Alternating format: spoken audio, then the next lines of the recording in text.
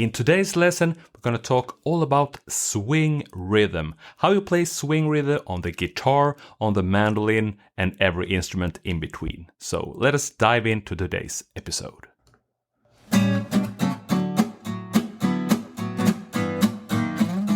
Hey there, music makers. I'm Hayes Griffin. I'm Magnus and Hayes. And welcome to Mandolin Secrets Live, a show where we take a deeper look at what's happening in the world of mandolin secrets. Each episode, we're going to tackle our questions of the week, unpack the latest mandolin secrets lessons, and answer your questions about mandolin, guitar, and all things music. In this week's episode, we'll be discussing, do you teach mandolin or guitar? And if so, tell us your number one tip for folks trying to learn. And then we're also going to dive into the topic, what mental tools do you rely on for improvisation? We've got a few things that we're going to dive into related to, as Magnus said, swing mandolin playing and swing guitar playing here too. So before we get into all that though, be sure to head to mandolinsecrets.com/live to sign up for reminders about our upcoming streams. And if you can't tune in live, never fear. Just search Mandolin Secrets Live on your favorite podcast platform and subscribe to get updates when we release a new episode.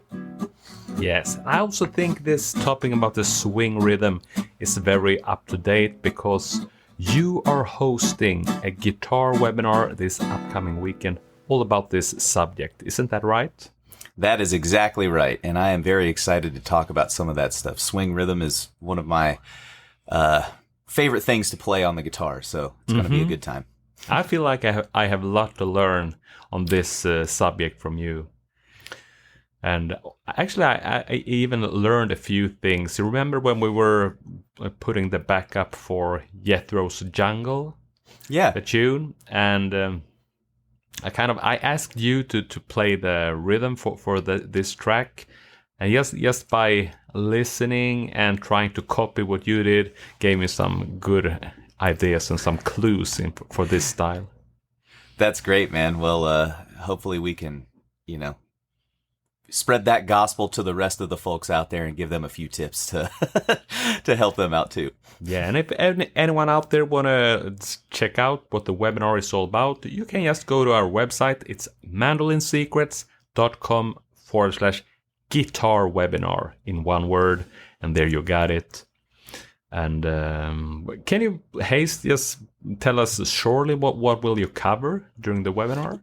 Absolutely, yeah. So this is kind of an intro course, like a really basic intro crash course to Western swing rhythm guitar specifically. And when I say Western swing guitar, I'm talking about like the style of music that was played in the southwestern United States back in the 30s and 40s. Bob Wills is probably the biggest name that comes to mind.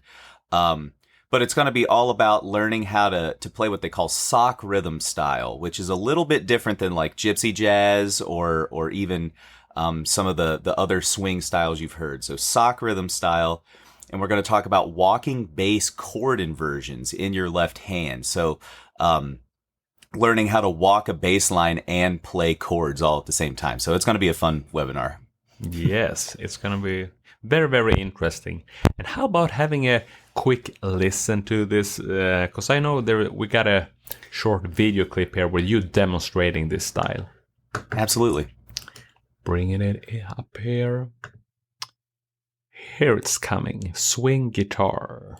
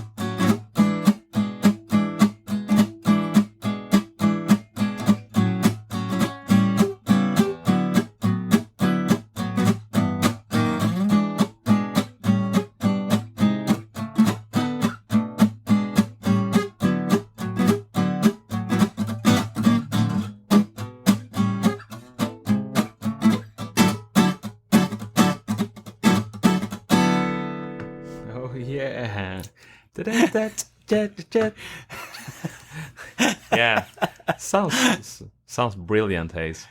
Thanks, man. Yeah, hopefully it's swinging enough for all the folks out there. Yeah, and because as you said, I'm not very used, because I also played a bit of gypsy jazz, but we're not very often doing this walking bass thing as this style is including. Exactly. I think the Western swing guitar style is definitely really closely related to, the gypsy jazz style of playing, because it's got that real hard kind of articulation on the offbeat, like 2 and 4. But there is that walking bass line thing that kind of makes it its own little distinct style of swing guitar playing, Eldon Shamblin was kind of the name of the guy that invented that walking bass thing, or is seen as, at least if he didn't invent it, he was like the best one, and played with Bob Wills. So it's kind of a neat style, and I just think it's so versatile, right? Like you can use it not only for swing playing like this, but if you go to the National Fiddle Championship in the United States in Weiser, Idaho, all the guitar players are playing this for fiddle tunes, even. Okay. So it's kind of like it's used by a lot of folks, And related to this bass line thing, is in this style, is there often a bass player as well, or does the guitar kind of fill that role, or what is yeah? So there often is a bass player, and they're almost like it's funny because most of the tunes in Western swing, a lot of the time, the bass player is playing in what we would call like a 2 feel, where it's just playing bum, bum, bum, bum. So kind of more like a bluegrass bass line. But the guitar player walks quarter notes over top of that. Okay. So, the bass player's going bump, bump, bump, bump, but the guitar player is going boom, boom, boom, boom, and walking bass lines in between. I see, that's... So and then there are times too. There's a good. Sorry. No, yeah, go for it. No, but I said that is also. I guess there's then a lot of space for the guitarist doing all these runs. But Absolutely. I also think that what you were about to say, that sometimes even the bass player is doing the walking bass, and it's melodic. Yeah. It's like a competition almost at that point, But it still works out, in my opinion, because a lot of the times there are 2 things that happen. A lot of times the guitar player is playing a bass line that mimics what the bass player is doing anyways. There's kind of like a vocabulary and a set of rules that guide you towards certain bass lines. So sometimes the guitar player and bass player are just doubling the part. Yeah. But sometimes it's not the same, and it still works out well. You've got these almost like counterpoint bass lines. Of course, yeah. And I mean that's what a lot of the melodic improvisation in jazz is about. And Absolutely. Since everyone knows kind of the underlying chords and just a little bit of tension and release in there, and it makes that's the sound in that music, I guess. Yeah, I couldn't agree more. That's cool. Yes, I'm also going to talk a little bit about some swing and jazz mandolin, because I also have I prepared a number of new lessons, and I also have an upcoming webinar related to this. But why don't we check in with some of the community questions before I go into that? Yeah, definitely. The first one that I had pulled up here, I thought this would be cool too, because most people that play music a little bit, right? If you've played for longer than a while, someone's going to ask you to teach them. So I thought it would be cool to ask the community, do you teach mandolin or guitar? And if so, what's your number one tip for folks trying to learn? And I got some really good responses. There was kind of almost like a theme to the responses, but I'll read some of these off and see if we can kind of tie them together. So the first one, my buddy Jonathan Raphael, he's a Brazilian electric mandolin player. He says his number one tip is keep the instrument on your fingertips. Just keep playing. Yeah. Practice makes progress. Eddie Leitner, our buddy Eddie, says, "Listen closely, then listen again." I love that one. Yeah. I'm thinking also we got Lewis in our community. Like just a little comment for what Jonathan said. I think Lewis has a brilliant way of putting it as well. He says that he makes sure he puts the fingers to the instrument every day. Fingers to the strings, I think is even. I like that. Make sure his fingers touch the strings every day. That's a great tip. And that there was there were almost like 5 variations on that specific phrase. I think what most people's tips are just keep playing, you know? And then there were a couple folks that were like, in addition to that, you need to have passion. Without it, you won't last, etc., that kind of thing. So, do what makes you happy. It will come in time. Be patient and keep trying. Be kind to yourself. A lot of these things that you and I know, say to our students a lot too. I'm thinking, I remember what I put there. Because I think one thing that I like to pass on, and that I say to myself all the time, that is be curious and stay curious. Because as long as we keep the curiosity alive, we will continue to stay passionate, to stay inspired, and be developing. And I guess the follow-up question is, but how do we stay curious, sort of? But very simple. It's be curious, and I think I want to, if I can have a chance now to describe it a little bit more. I think one thing is about listening, because always keep listening to things and ask yourself, how are they doing it? Why are they playing like that? And constantly asking yourself that questions will also, over time, bring the answers coming your way, sort of. And also, not only listening, but also when you're playing. If you're being curious there, how will it sound if I play like this instead? Or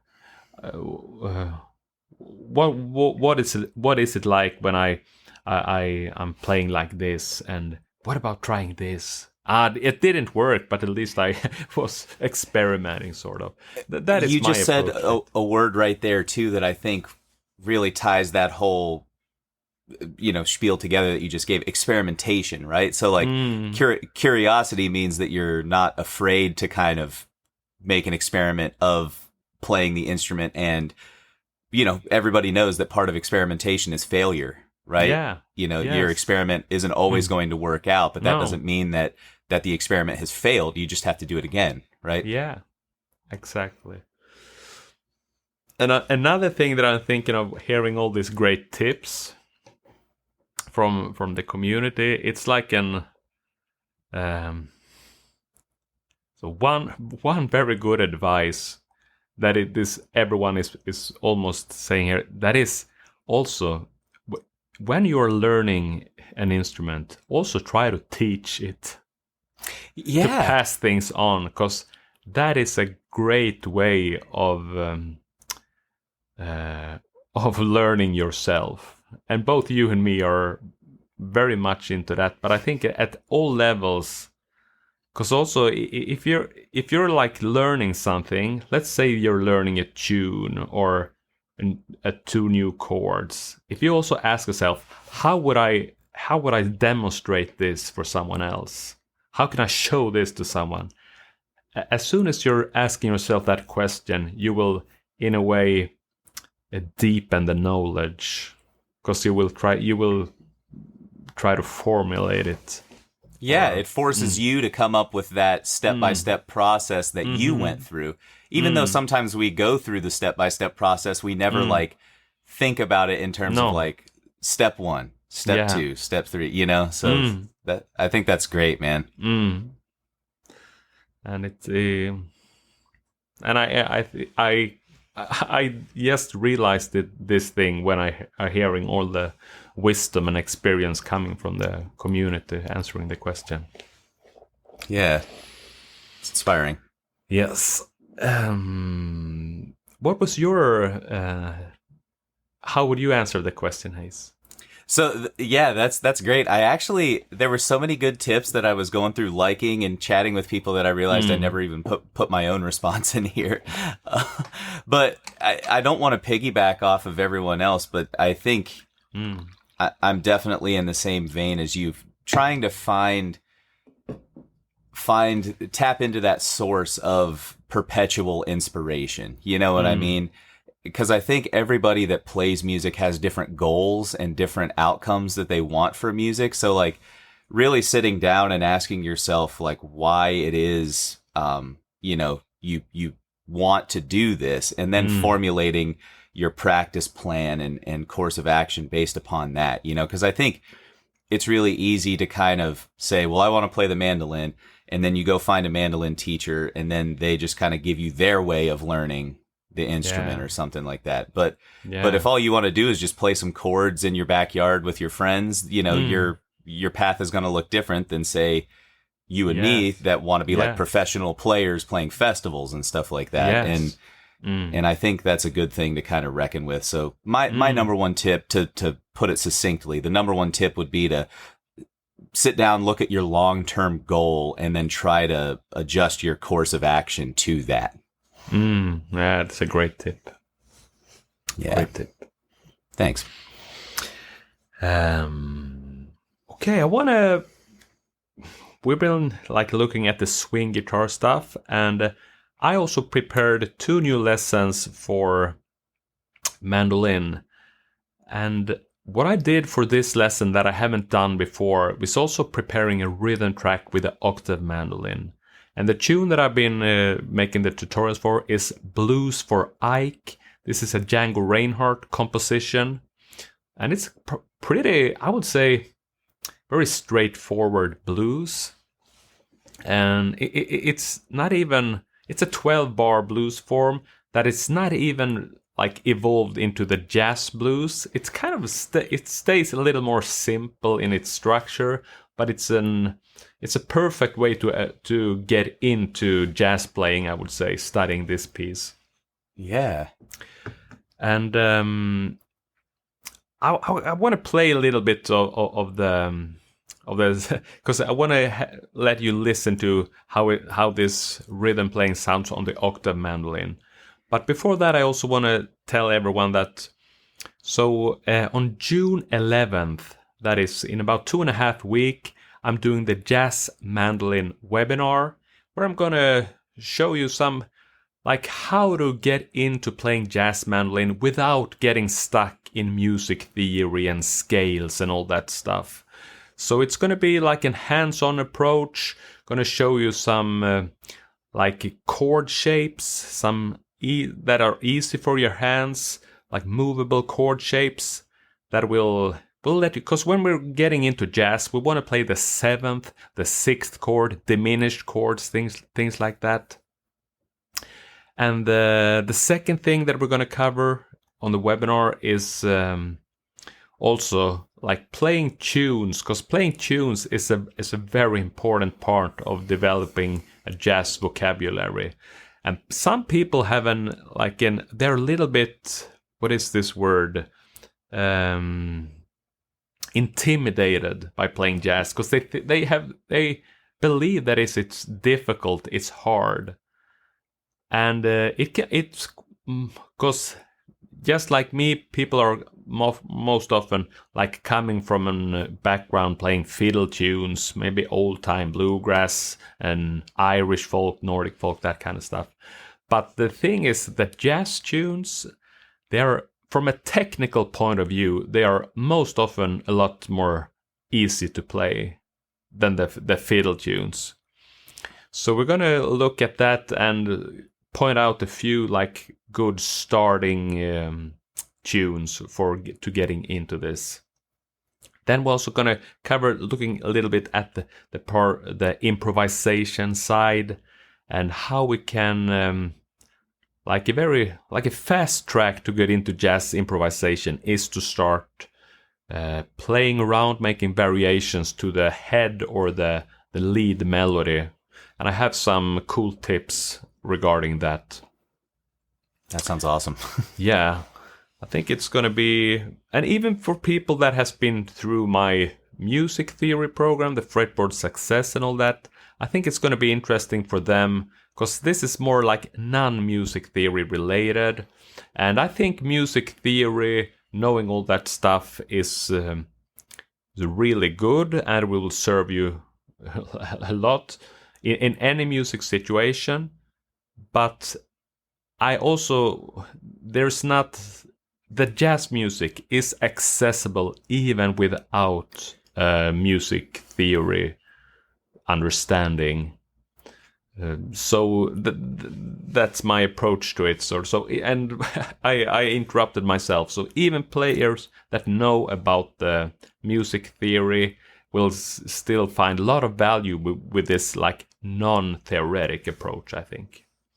Yeah, I think that's a great way to approach music in general, to kind of think about those two sides, right? How can music theory help you, but then how can you also approach it with just your ears and just, some of these other elements that you're talking about? That's awesome, man. I can't wait for the webinar. Mm-hmm. And the registration is not open today on the May 25th, but there's a wait list, and you can always get registered for the mandolin webinars at mandolinsecrets.com/webinar. Registration for the Jazz Mandolin webinar is starting in 1 week, basically. But enough said of that. Let me also play back a short little sample from this tutorial. So this is an unedited footage that is gonna be part of this the Blues for Ike series. But I just want you to have a listen how well this style of playing also fits and suits the octave mandolin. 1, 2, 1, 2, 3, 4.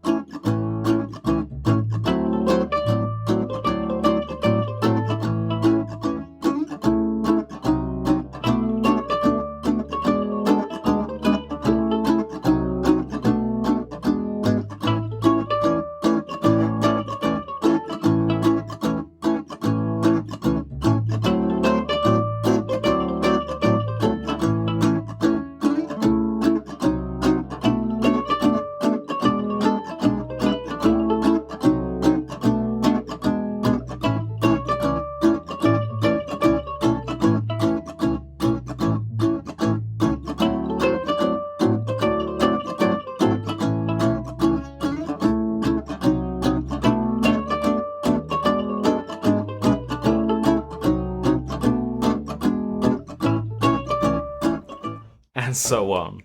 And I think that's so great.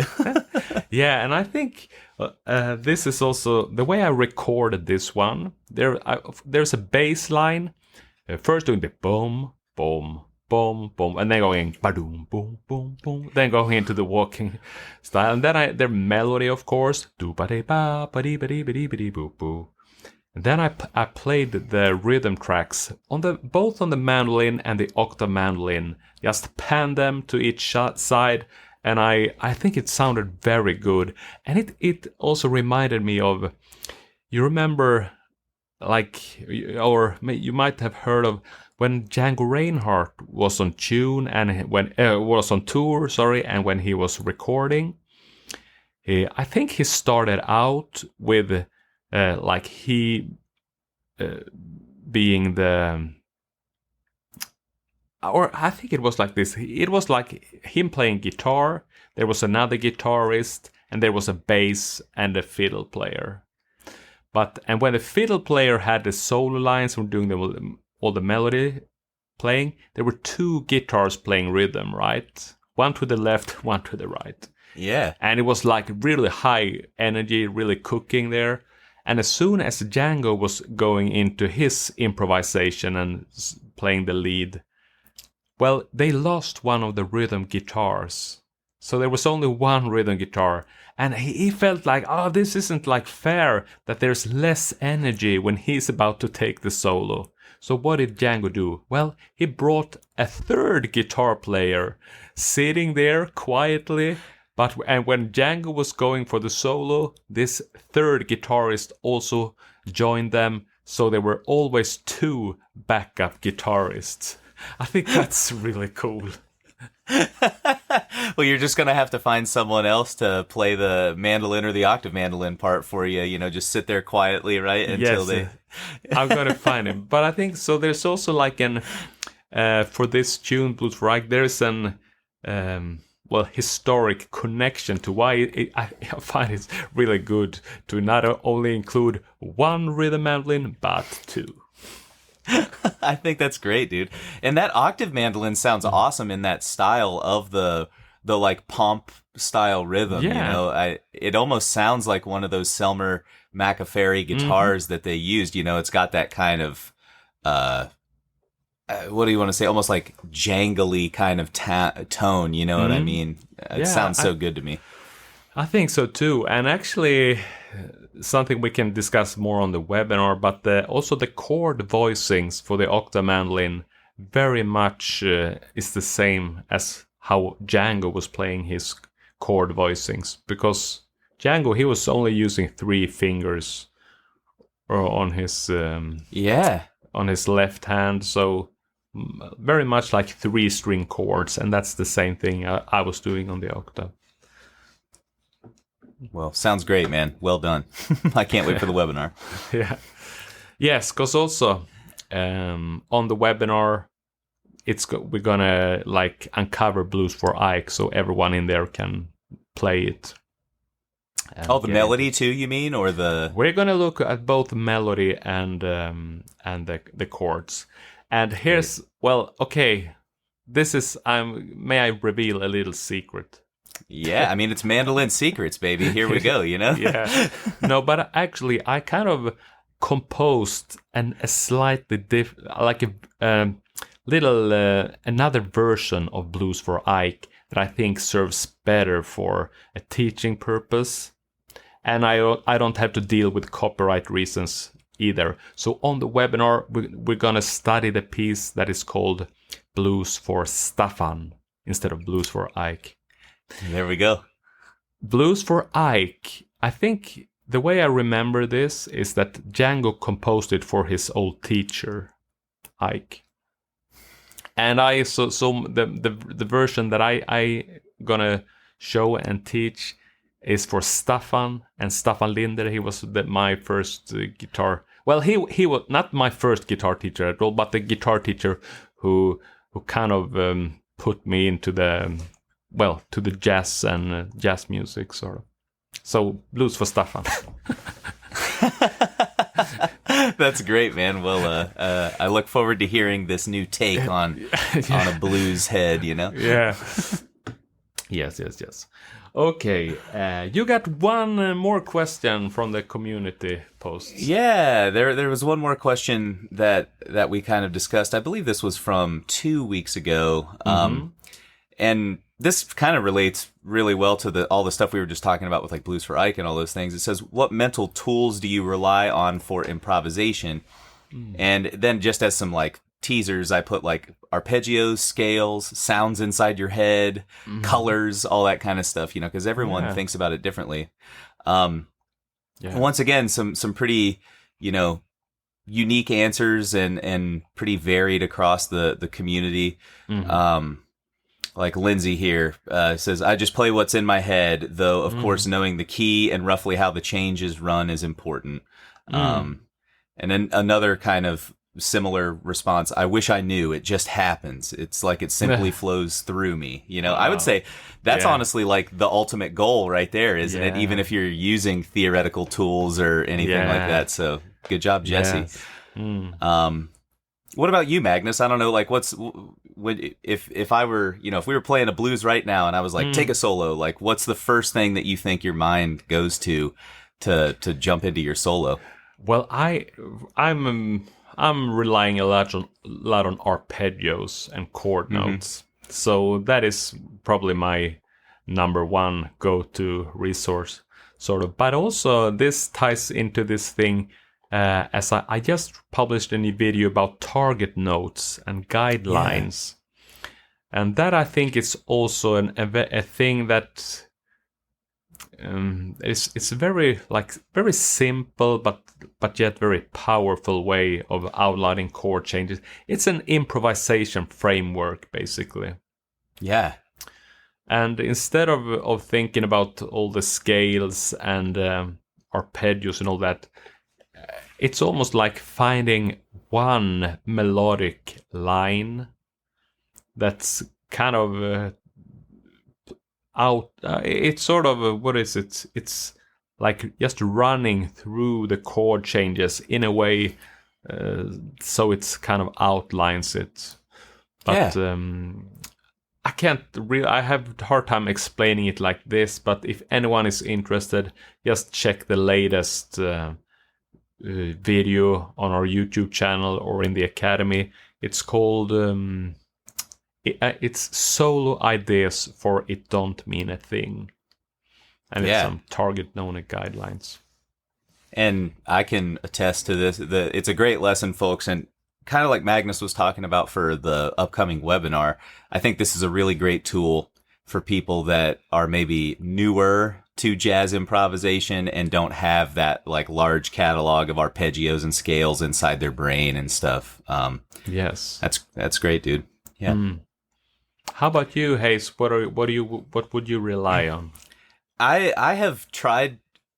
I have tried and still do try multiple different ways of approaching this. You know, when I sit down to practice, like if it's just like what I would call like technical practice or like what you call like craft training, you know, then I'll think about arpeggios and scales or something like that. Typically more arpeggios than scales like you. I think they're just more relevant to the chords. But there are two other approaches that I've been trying lately. One is what I call the Tiny Moore approach. And he's said this in multiple interviews where he's like, start on a chord tone and then kind of just find a direction and go. You know what I mean? Like, so either start on a chord tone and move high or move low, but go somewhere. You know what I mean? So I've been trying that and just kind of seeing what happens, more like a flow type, you know, improv. And then the other way that I do it is I'll give myself like one chorus worth of chords to just kind of sit there and listen. And I'll try to develop like a small 4 or 5 note melodic phrase inside my head. And then when my solo comes around, I try to play that melodic phrase, but then bend it to fit each chord change as the new chord changes happen after that. So that's kind of like, wow. I don't know if any of these are ways that are going to stick, but they're ways that I'm practicing right now, at least. Sounds really good. Sounds like good stuff. Yeah. I think it's your, it sounds like you are beyond arpeggios, sort of. Well, and sometimes I almost feel like I'm on the line of arpeggios and stuff, you know, because there are some times where I'll take this approach where I have a singable phrase in my head, you know, but then it falls apart. Like if you know, you and I talk about mindfulness and meditation a lot, right? If my mind starts to wander and I can't focus as intently on that melodic phrase, it's easier for me to jump into using arpeggios because I know that pattern so well, and you can kind of just like find a way to jump back into the solo. But I'm really trying to use that approach to maybe sharpen my mindfulness and stuff like that, you know, like That's cool. To stay that in the moment with a melody like that. Yeah. That's not cool. there yet. No, but sounds very interesting. As far as I know, well, for the last 2 years, we only made like an improvisation together at one point. Remember that the electric mandolin jam we did at some point? The cosmic mandolin jam. I love that, man. Yeah. Yeah. Yeah, but I think when we meet, it will be interesting to try something like that again, you know. Well, here's the deal, buddy. In just under a month, right? Yeah. We'll have our chance to do that. So yes, it's gonna be great. Good times. Let me ask it's a very interesting subject about the improvisation concept. Let me share one thing that I heard this guy, because I'm teaching at this camp. Well, I used to teach every year. This year I'm not doing it, and there was one guy, and he had one very interesting concept, I think. He started all his solos on the note F sharp. That's awesome. Yeah. F sharp. Even if it's in the key of F, right? We're starting on an F sharp. Of course. And he just needs to find a way to like make a resolution or Absolutely.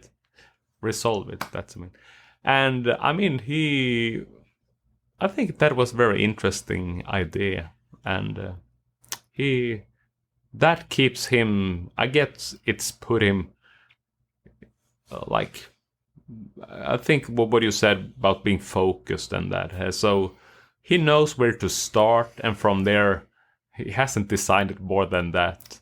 But of course, through his experience, he probably know how to do it in a lot of keys and things like that. But it's a very interesting thing. No, that's super cool because, I mean, I was kind of joking about it, but like whoever starts a solo on the flat 9, you know what I mean? Like, or whatever, you know? Or if it's in the key of G, you're on your major 7. You know, like there's all sort of weird things that can happen there. I like that.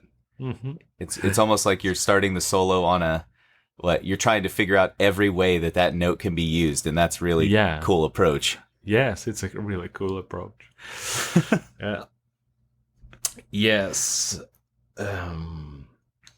I think that's it. And before wrapping things up, I just want to encourage people, if you want some more guitar input, head over to the mandolinsecrets.com/guitar webinar. You can learn more about it. If you want more mandolin input, mandolinsecrets.com/webinar. Perfect. And we'll see y'all at the webinar. I'm excited for it, folks. Anything else you want to add, Hayes? Not at all. Just it's great to be here. Thanks to everyone who joined us live. I'm looking at the chat here. We've got Nancy, Neil, Nick, Karen. Nick's already signed up for the webinar. That's great. So cool. Great to see all you folks out there. Thank you so much for listening. And until next time, always remember, be a music maker.